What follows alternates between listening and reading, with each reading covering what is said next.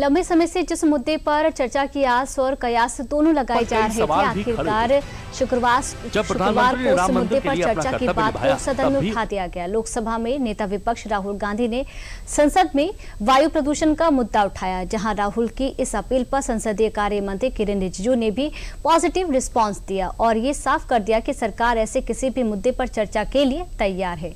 आइए देख लेते हैं ये report. I think a good idea would be that we frame the discussion not on us saying what you have not done and not on you saying what we have not done, but simply saying that what are we going to do for the people in India in the future, what are the action steps that we need to take.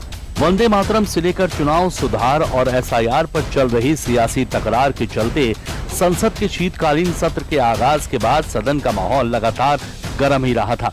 लेकिन शुक्रवार को लोकसभा की कार्रवाई जब शुरू हुई तो नजारा कुछ अलग ही था। सरकार के खिलाफ लगातार आक्रामक रवैया इख्तियार करते चले आ रहे कांग्रेस सांसद राहुल गांधी इस बार बिल्कुल अलग ही मूड में दिखाई दिए। मुद्दों पर सरकार से भिड़ने के बजाय इस बार राहुल गांधी सहयोग का हाथ बढ़ाते दिखाई दिए, वो भी ऐसे मुद्दे पर जिसने दिल्ली से लेकर देश भर की सांसें भारी कर रखी हैं। Most of our cities, major cities, are living under a blanket of poisonous air. Millions of children are getting lung disease.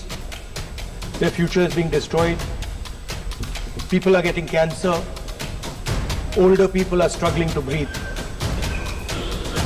This is a interesting issue because I'm certain that there will be full agreement between the government and us on this issue.